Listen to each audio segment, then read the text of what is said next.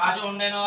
అతడు ప్రజలను కన్న బిడ్డలనే చూచుతో ధర్మంగా పాలించుచున్నాడు. ఒకానొకప్పుడు వేటకు వెళ్ళి అనేక మృగములు చంపి అరసి యొక్క మారేడు చెట్టు కింద విశ్రాంతికయ్యాగినాడు.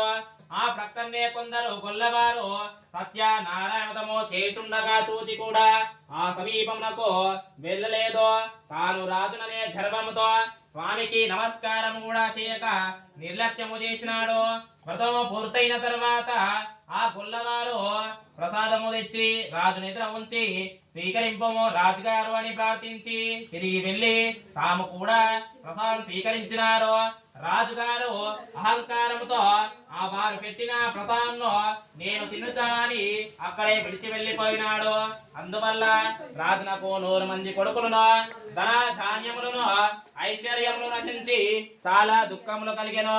సత్యదేవుని ప్రసాదను తిరస్కరించినాను గనక ఆయన కోపం వలనే నాకు ఈ అనర్థం కలిగినది. ఆ గొల్లవారు సత్యదేవుని పూజించిన చోటుకు మళ్ళా వెళ్ళి నేను ఈ దేవుని ఆరాధించదాని మనసులో నిశ్చయించుకొని ఆ గోపాలన్న చోటుకు వెళ్ళాను. రాజుగారు గోపాలు చూసి మీరు చేసిన వ్రతమేమో అని అడిగినాడు. వారితో కలిసి భక్తి శ్రద్ధలతో ఈ సత్యనారాయణ వ్రతము యథావిధిగా చేసినాడు. అందుచేత ఆ సత్యదేవుని అనుగ్రహం వలన మరలా ధన ధాన్యాధిక సంపలను పుత్రులను పొంది రాజ్య సుఖములను అనుభవించి చివరికి ఆ సత్యలోక సన్నిధానము చేరినాడు.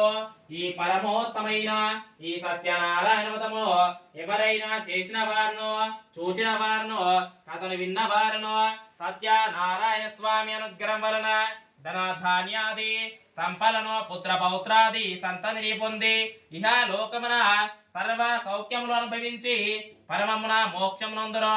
ఈ వ్రతమును భక్తి శ్రద్ధలతో చేసినతో దరిద్రుడు ధనవంతులకును బంధింపవాడి విముక్తులకును బయట శత్రువుల వల్ల గాని కామ క్రోధాదుల వల్ల గాని జనన మరణ రూపమైన సంసారం వల్ల గాని భయం పొందినవాడు ఆ భయం నుండి విముక్తులకును. కోరిన కోరికలన్నీ లభించుటచే ఆనందించి చివరికి సత్య లోకము చేరును. ఇది నిశ్చయము. ఓ మునులారా, మానవులను సర్వ దుఃఖముల నుండి విముక్తులను చేయగలిగిన ఆ ప్రభావం గల శ్రీ సత్యనారాయణ ప్రథమ విధానమును ఆచరించి ఫలమును పొందిన వారి కథలో మీకు వివరించినాను.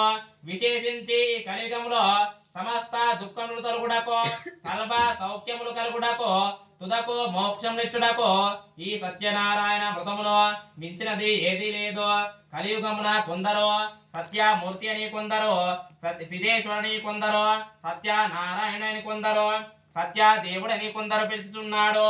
ఎవరు పేరుతే పిలిచేడి ఆ దయామయుడైన సత్యదేవుడు అనేక రూపములు ధరించి భక్తుల కోరికలు తీర్చేడి వాడై కలియుగంన వ్రతరూపుడై ప్రకాశించుచున్నాడు.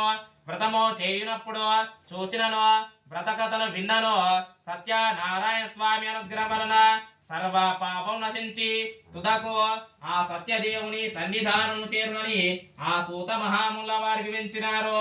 ఇది శ్రీ స్కాంద పురాణే రేవాఖండే సూత శౌనక సంవాదే శ్రీ సత్యనారాయణ వ్రత కల్పే పంచమోధ్యాయః.